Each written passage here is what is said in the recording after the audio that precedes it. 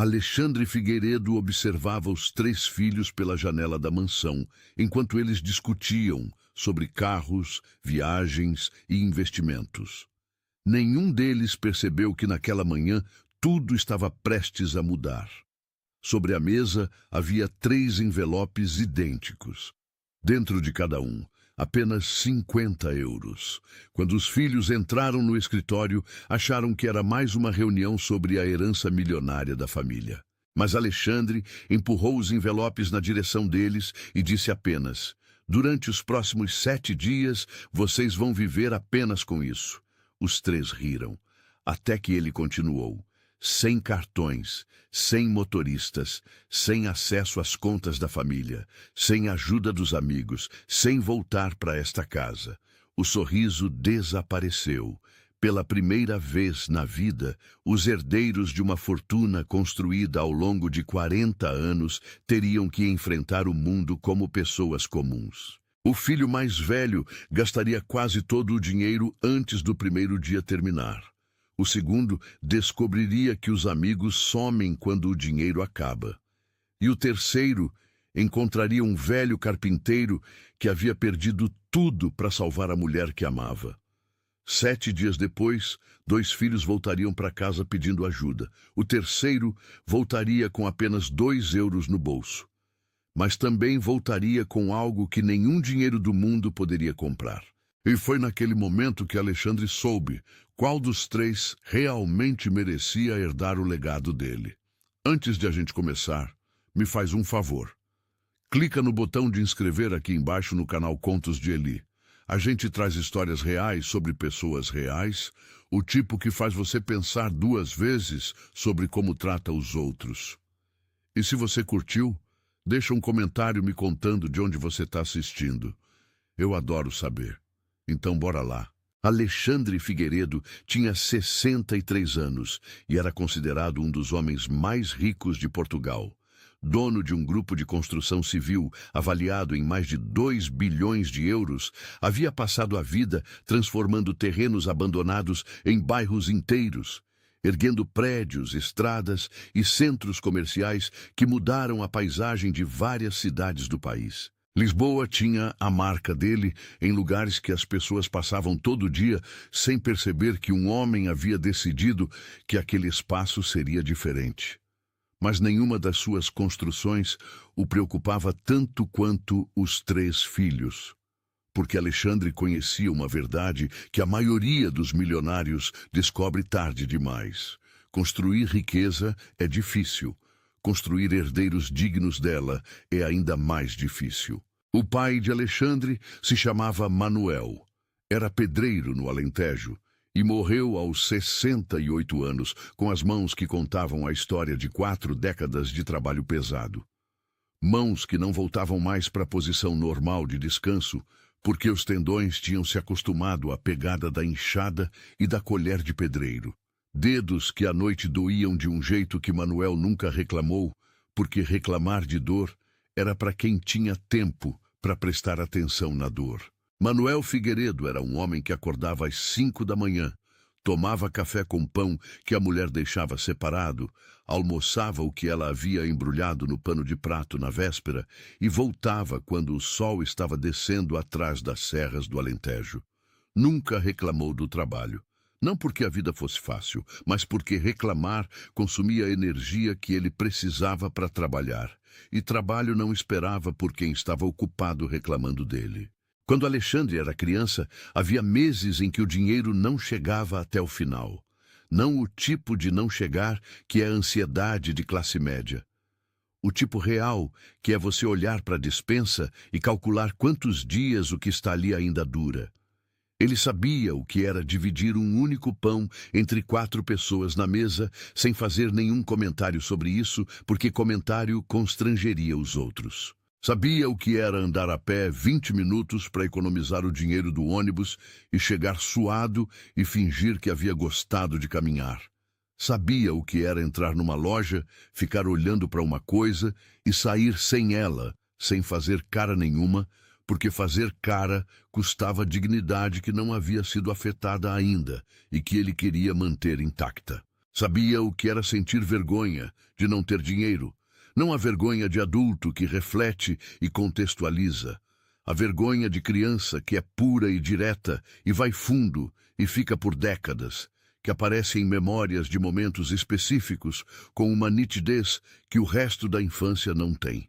Foi dessa memória que Alexandre construiu cada coisa que construiu. Não para esquecer a origem, mas para que a origem não fosse o destino de mais ninguém se ele pudesse fazer alguma coisa sobre isso. Mas os filhos não sabiam nada disso. Nunca souberam porque Alexandre nunca havia contado com o detalhe que a história merecia, porque havia sempre algo mais urgente, porque havia achado que as crianças veriam e entenderiam de alguma forma sem que precisasse explicar. E então as crianças viraram adultos e não tinham visto nem entendido, porque essas coisas não acontecem sem que alguém faça acontecer. Eduardo tinha 29 anos e ocupava um cargo de direção no Grupo Figueiredo que Alexandre havia criado para ele ter responsabilidade sem risco de verdade, que em retrospecto era talvez o maior erro que havia cometido como pai. Eduardo era inteligente, apresentável, convincente numa sala de reunião. Mas há anos Alexandre observava que o filho confundia convencer com resolver, que são coisas completamente diferentes. Convencer serve enquanto a sala dura. Resolver serve quando a sala acaba e o problema continua. Gabriel tinha 26 anos e vivia de ideia em ideia com aquela energia que encantava no início e cansava com o tempo, porque nunca tinha aterramento. Toda semana havia um projeto novo, que desta vez era o projeto. Uma aplicação que ia mudar o setor imobiliário, um produto artesanal que ia vender para o mundo inteiro, uma consultoria especializada em nicho que ninguém havia explorado ainda. Nenhuma havia passado do segundo mês. Gabriel era criativo. Alexandre nunca duvidou disso. Mas criatividade sem disciplina é só ruído colorido. E ruído colorido não constrói nada que dure. E Lucas? Lucas tinha 22 anos e trabalhava voluntariamente numa organização social da Mouraria que atendia pessoas em situação de rua e famílias em vulnerabilidade. Quando qualquer pessoa da família perguntava por que ele estava lá em vez de estar na empresa do pai, Lucas dizia que queria entender como as coisas funcionavam de baixo antes de ter opinião sobre como deveriam funcionar de cima. Era a resposta que as pessoas achavam poética e inconclusiva. Alexandre a achava a única coisa sensata que qualquer um dos três havia dito nos últimos anos. Alexandre observava os três em silêncio havia meses, talvez anos. Sentado no escritório de casa, depois que todo mundo tinha ido dormir, olhando para o jardim que o Manuel nunca chegou a ver, pensando no que ia acontecer com 40 anos de trabalho, depois que ele não estivesse mais aqui para segurar. Esse pensamento havia chegado com mais frequência depois que o médico havia dito a palavra que médico não gosta de dizer. Não era urgente, não era imediato, mas era o tipo de diagnóstico que reorganiza as prioridades de um homem de forma permanente, que faz você olhar para o que construiu e perguntar não quanto vale, mas quem vai cuidar disso depois. Até que numa noite foi mexer num armário procurando um contrato antigo e achou uma caixa que não via há anos. Dentro havia um caderno velho com capa de couro gasto que pertenceu ao avô paterno. Um homem que Alexandre conheceu pouco, mas que o pai mencionava com uma reverência que Alexandre aprendeu a respeitar antes de entender o motivo. As páginas estavam amareladas, a letra era pequena e inclinada para a direita, e havia frases sublinhadas ao longo de várias páginas com uma caneta que tinha secado décadas atrás, mas que havia deixado a marca. No meio do caderno havia uma página com uma dobra, de quem a abrira muitas vezes, o papel mais gasto que o restante, e nessa página uma frase sublinhada 2 vezes com força suficiente para marcar a página seguinte. Quem nunca aprendeu a sobreviver sozinho, jamais saberá cuidar do que recebeu dos outros. Alexandre fechou o caderno. Ficou sentado no silêncio do escritório, olhando para a capa de couro gasto por um tempo longo. Depois, foi para a cama. Não dormiu. Ficou olhando para o teto pensando numa frase que um homem havia escrito numa página amarelada, provavelmente antes que qualquer um dos seus netos existisse, e que havia ficado esperando numa caixa de armário pelo momento certo. E o momento tinha chegado tarde, mas tinha chegado. Uma semana depois, os 3 filhos foram chamados ao escritório com a mensagem de que era reunião importante sobre o futuro do grupo. Eduardo chegou primeiro com pasta e tablet, pronto para qualquer apresentação. Gabriel chegou falando sobre uma ideia nova que tinha tido no caminho, uma coisa sobre tokenização de ativos imobiliários que ia revolucionar o mercado em 3 anos. Lucas chegou por último, de camisola simples, sem pasta, sem urgência, com aquele jeito de chegar que não pede nem ocupa mais espaço do que o necessário. Alexandre estava sentado atrás da mesa, com 3 envelopes brancos na frente, sem mais nada.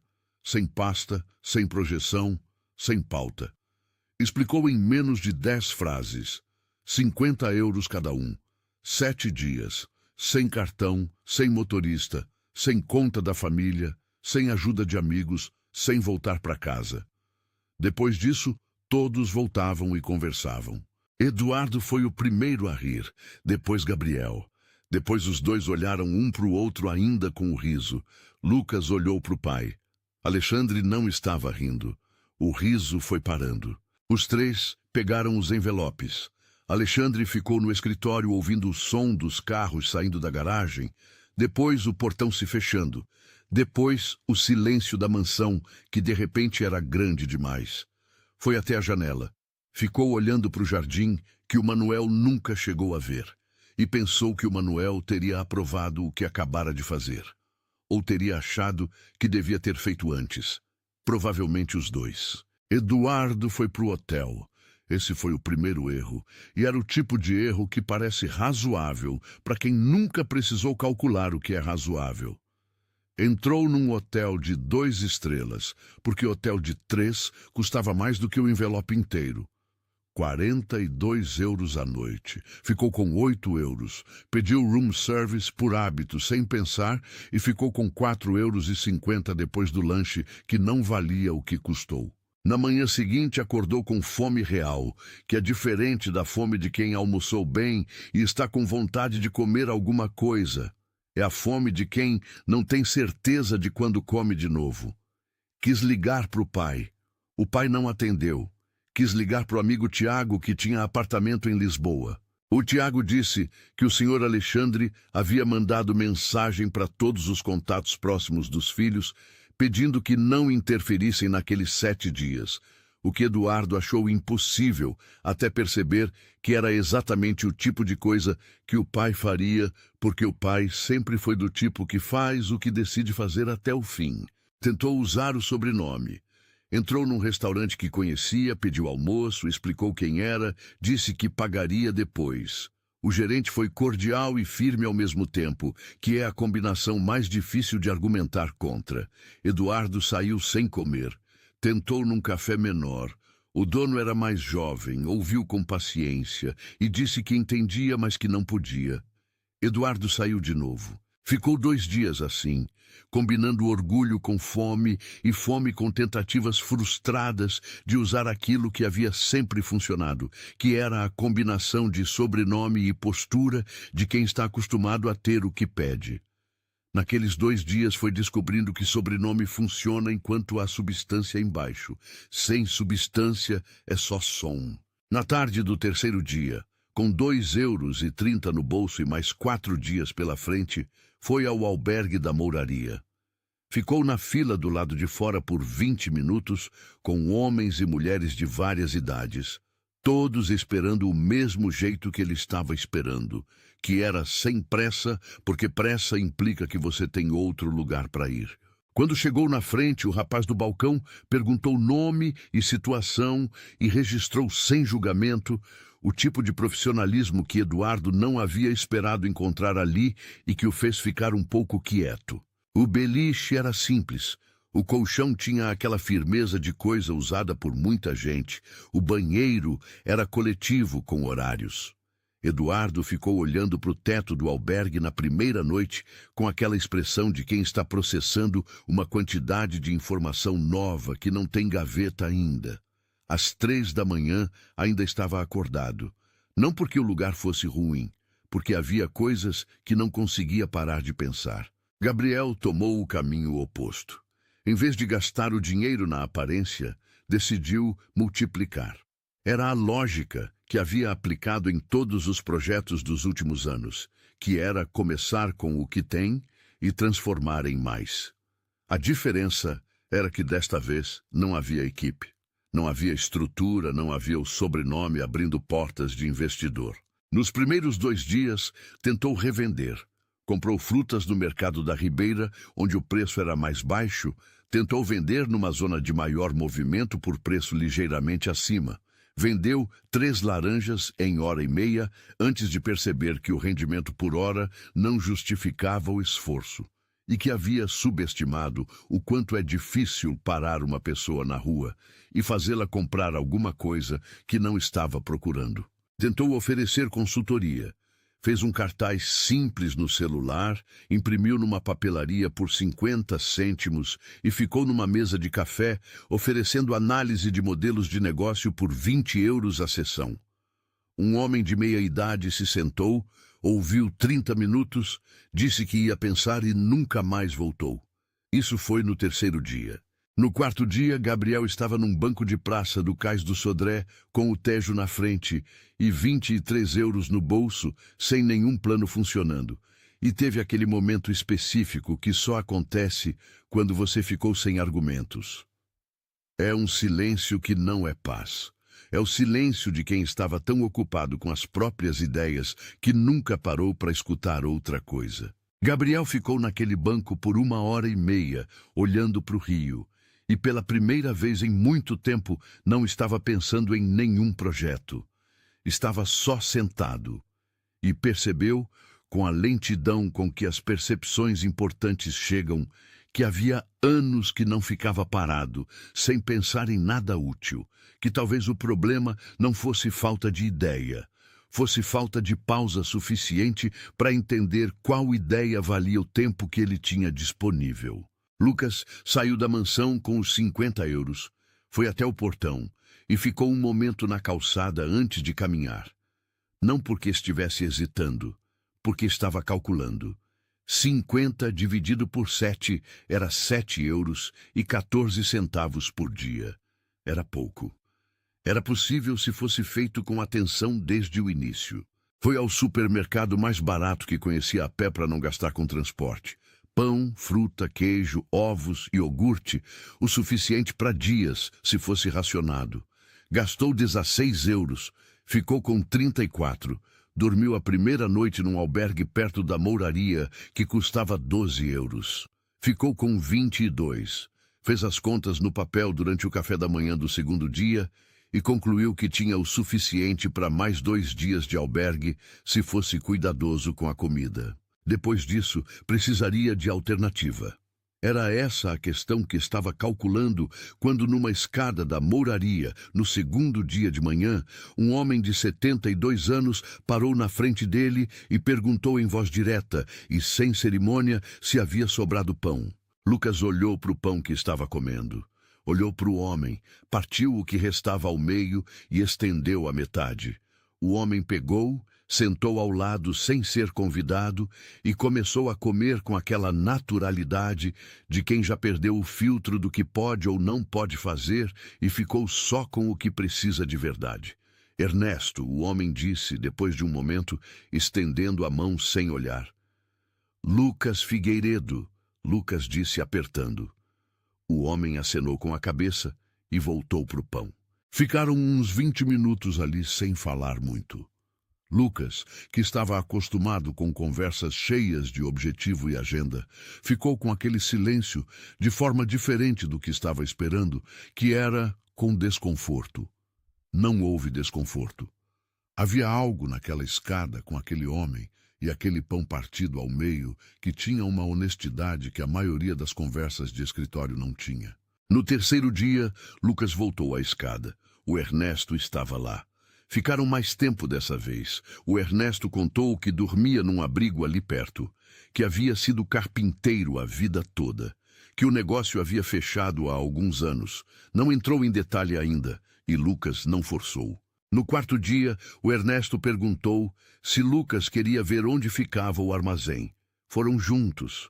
O armazém era um espaço no fundo do abrigo com um banco de trabalho que o Ernesto havia montado aos poucos com madeira que encontrou aqui e ali. Tinha ferramentas velhas guardadas com um cuidado que indicava que eram valiosas não pelo preço, mas pelo que representavam. Estava consertando uma cadeira de madeira que havia quebrado uma perna. A mão na peça, com aquela concentração de quem sabe exatamente o que está fazendo.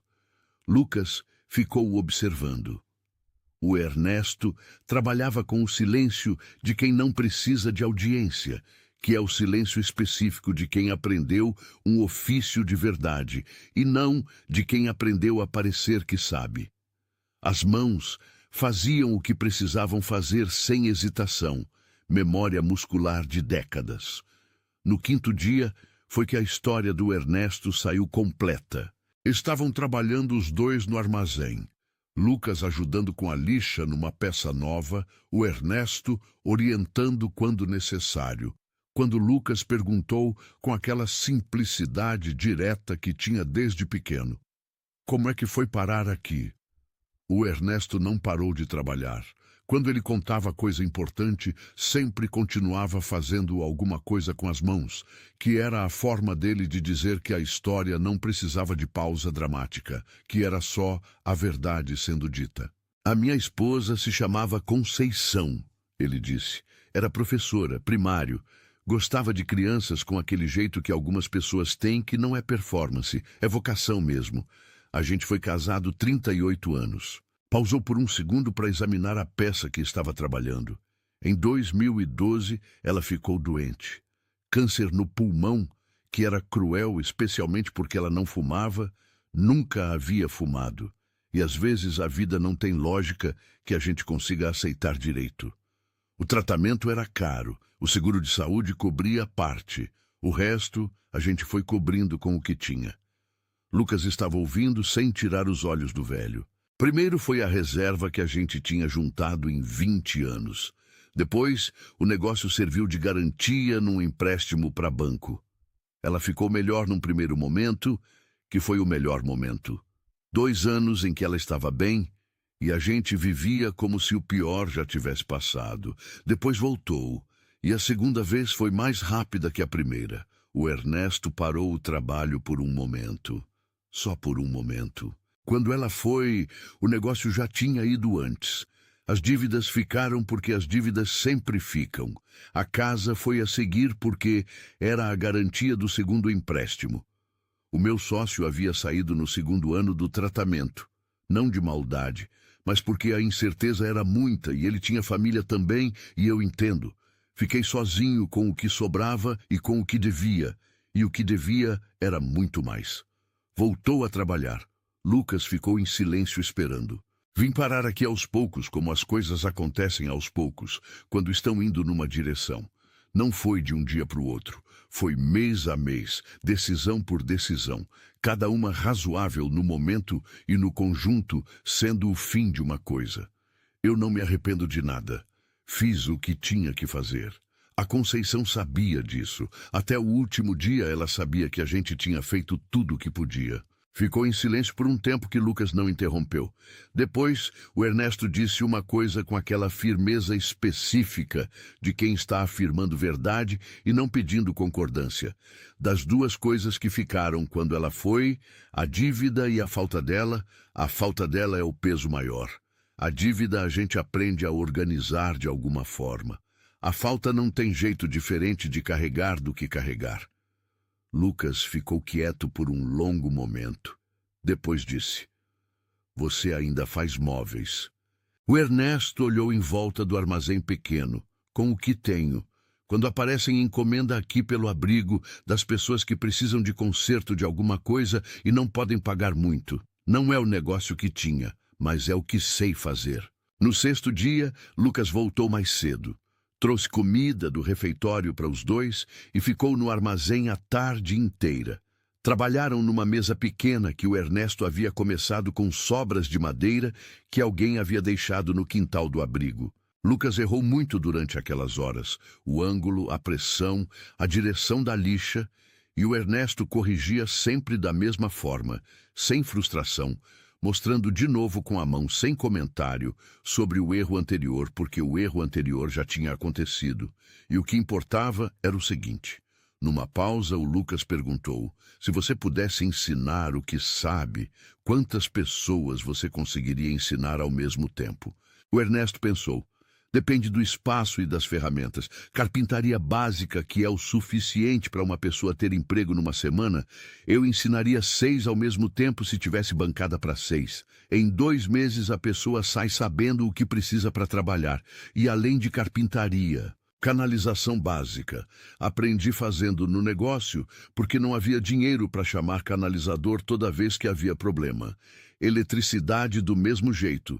Pintura qualquer um aprende em dias, se tiver alguém que mostre o que não se vê de longe, que é a preparação antes de pintar, que é onde 90% dos problemas começam.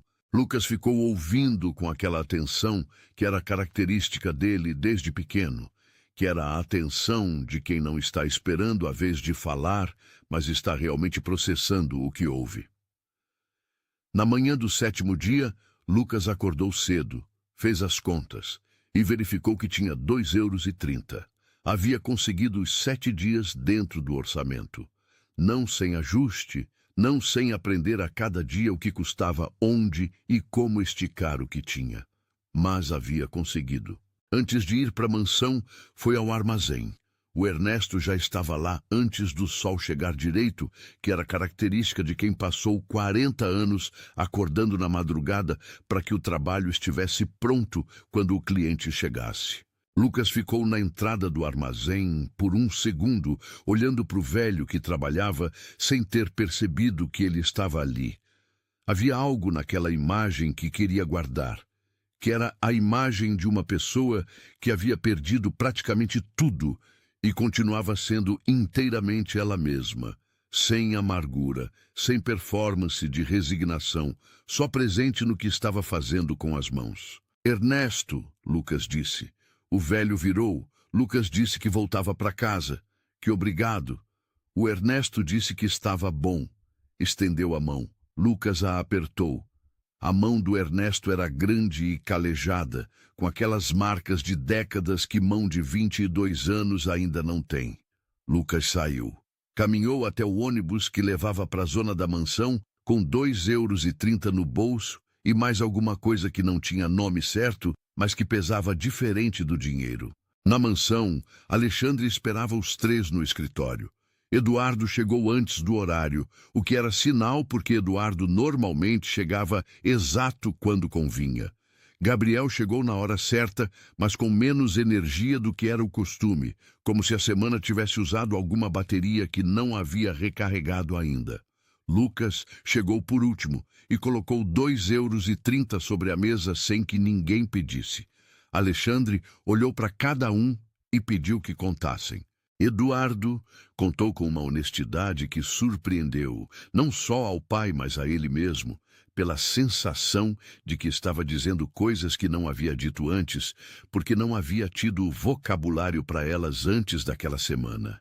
Disse que havia gastado quase tudo no primeiro dia, tentando manter a aparência de um nível de vida que não havia trazido nos 50 euros. Que havia tentado usar o sobrenome para resolver o que o dinheiro não resolvia, e havia descoberto que o sobrenome sem substância embaixo é só som. Que havia ficado com fome de verdade pela primeira vez na vida, não de esperar o jantar, de não saber quando comeria de novo, e que a diferença entre saber que existe fome e ter fome era a diferença entre ler sobre uma coisa e estar dentro dela. Que no albergue Havia dormido ao lado de um homem de 55 anos que havia perdido o emprego num corte de empresa e estava há 4 meses tentando se reposicionar sem endereço fixo para colocar no currículo, porque muitas empresas não chamam quem não tem endereço fixo, e que essa era uma armadilha que Eduardo nunca havia pensado que existia porque nunca havia precisado pensar. Gabriel disse que havia tentado transformar 50 euros em mais dinheiro e havia descoberto que o espaço entre ideia e resultado quando você está sozinho sem estrutura é muito maior do que parece de dentro de um escritório com equipe. Que havia ficado num banco de praça olhando para o Tejo por 1 hora e meia, sem pensar em nenhum projeto, que era a coisa mais parada que havia feito em anos, e que naquele silêncio havia entendido algo que ainda estava tentando articular, mas que tinha a ver com a diferença entre ter muitas ideias e ter atenção suficiente para uma ideia chegar a algum lugar. Lucas contou devagar e com detalhe. Os 50 euros divididos por 7. O supermercado, o albergue, a escada da mouraria na segunda manhã, o pão partido ao meio, o Ernesto. Contou a história do Ernesto com a precisão de quem ouviu com toda essa atenção disponível. Cada parte no lugar certo. A Conceição professora, o tratamento, a reserva que foi primeiro, o negócio que foi a seguir, a casa que foi depois. E o que sobrou, que era dignidade e bondade, e 40 anos de ofício que ainda sabia fazer com as mãos que a vida havia deixado. Contou sobre o armazém, sobre a cadeira consertada, sobre a lixa e o ângulo errado, e o Ernesto mostrando de novo sem frustração. Sobre a conversa de como ensinar e quantas pessoas e em quanto tempo. A sala ficou em silêncio quando Lucas terminou. Um silêncio que era diferente do silêncio anterior, que tinha substância. Alexandre ficou olhando para o filho mais novo por um momento.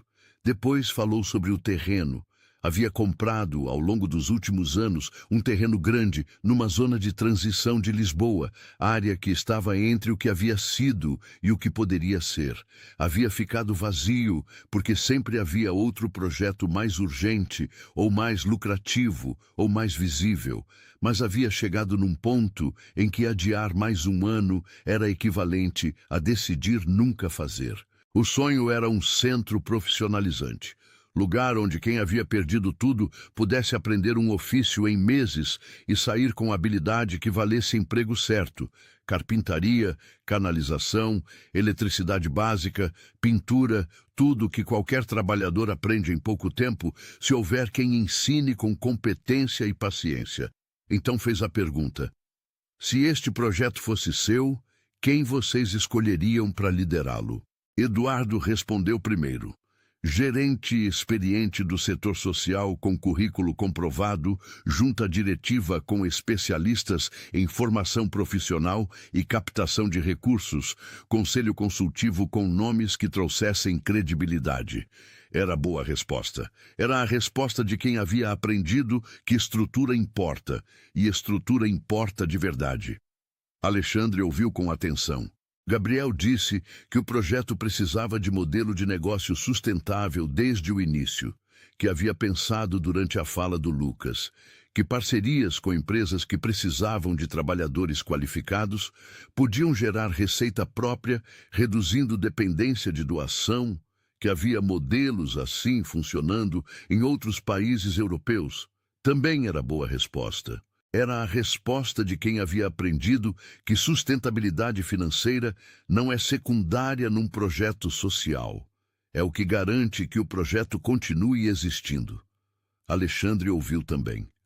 Lucas ficou em silêncio por um tempo, depois que os irmãos terminaram.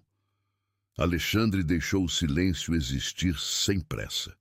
Ernesto, Lucas disse. Alexandre ficou olhando para ele. Lucas explicou sem pressa. O Ernesto passou 40 anos construindo móveis para centenas de famílias em Lisboa. Conhece o ofício de verdade, que é diferente de ter feito um curso sobre o ofício. Aprendeu canalização e eletricidade fazendo, porque o negócio pequeno não permite pagar especialista para tudo. Sabe ensinar porque trabalhou com aprendizes durante anos antes de perder tudo. E sabe, de experiência pessoal e recente, o que é perder praticamente tudo e continuar sendo uma pessoa com dignidade do outro lado, que é a coisa mais difícil de aprender e que não tem curso que ensine porque é caráter, e caráter ou se tem ou não se tem. Parou. Depois continuou com aquela calma. Num lugar que vai receber pessoas que perderam tudo, a pessoa na liderança não é a que tem o currículo mais impressionante. É a que sabe olhar para alguém que chegou no fundo e tratar essa pessoa com a dignidade que ela merece enquanto ensina uma habilidade que vai mudar a vida dela. O Ernesto sabe fazer as duas coisas, ao mesmo tempo, no mesmo gesto. E você vai ter que pagar bem, porque ele merece muito mais do que provavelmente vai pedir. A sala ficou em silêncio por um tempo que foi mais longo do que os anteriores. Alexandre ficou olhando para o filho mais novo com aquela expressão que misturava reconhecimento e alívio, que é a expressão de quem estava esperando uma coisa sem saber direito o que era, e quando chegou soube de imediato. Depois foi até a janela. Ficou olhando para o jardim por um tempo, o jardim que o Manuel nunca chegou a ver, mas que o Manuel entenderia. Voltou para a sala. Disse que havia uma coisa que não havia contado ainda. O terreno estava numa empresa criada especificamente para esse fim, com 3 cotas iguais, uma para cada filho. O que cada um fizesse com a cota era escolha individual. O projeto do centro era o plano dele, não obrigação de ninguém. Eduardo ficou olhando para a cota com aquela expressão de quem está calculando. E, ao mesmo tempo, percebendo que calcular talvez não seja a primeira coisa a fazer dessa vez. Gabriel já estava pensando em como o modelo financeiro que havia descrito encaixava com o que Lucas havia dito sobre o Ernesto. Lucas olhou para a cota, olhou para o pai e disse uma coisa só: "Posso levar isso para o Ernesto ver amanhã?" Alexandre ficou em silêncio por um segundo. Depois disse que sim.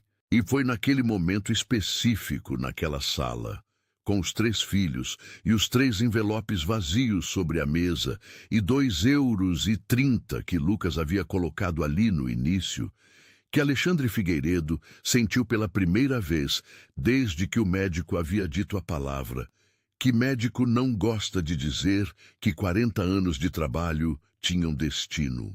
Não porque o filho mais novo era perfeito ou havia acertado tudo, mas porque havia passado 7 dias prestando atenção nas pessoas que o mundo costuma não ver. E quando o pai havia perguntado quem deveria liderar um lugar construído para receber quem perdeu tudo, o filho não havia pensado em currículo, não havia pensado em estrutura de governança, não havia pensado em modelo de negócio sustentável. Havia pensado num velho carpinteiro, numa escada da mouraria, que havia partido o pão ao meio sem precisar calcular se devia, que é, talvez, a única qualificação que realmente importa para cuidar de um lugar assim. A capacidade de ver outra pessoa com fome e partir o que tem, não porque é obrigação, não porque é estratégia, não porque vai aparecer em algum relatório depois, mas porque é o que se faz quando você ainda lembra que o outro é humano do mesmo jeito que você. Manuel Figueiredo, pedreiro do Alentejo, teria entendido isso sem que ninguém precisasse explicar, porque era exatamente assim que ele havia vivido, sem saber que estava ensinando, e porque às vezes as lições mais importantes não são as que os pais dizem em voz alta. São as que ficam no caderno, com a capa de couro gasto, esperando pela noite certa num armário de escritório. Se você chegou até aqui dessa história, me faz um favor. Clica no like agora. Faz diferença real para o canal crescer. Compartilha com alguém que precisa ouvir que caráter não se herda com dinheiro. Se constrói com escolha, com atenção, com a decisão de partir o pão quando podia guardar tudo para você. E se inscreve no Contos de Eli para não perder a próxima história. Antes de ir, quero te perguntar uma coisa. Se você tivesse que sobreviver 7 dias com 50 €, o que você aprenderia sobre você mesmo? Me conta nos comentários. Eu quero ler cada um. E lembra sempre, A pessoa mais importante num lugar nunca é quem tem o cargo maior. É quem sabe olhar para outro ser humano e tratar ele com a dignidade que merece, independente do que ele tem no bolso, do endereço que dá no currículo ou do nome que carrega. Obrigado por assistir. Isso é Contos de Eli. Inscreve, curte e trata as pessoas com respeito. Você nunca sabe o que elas já sobreviveram para chegar até onde estão.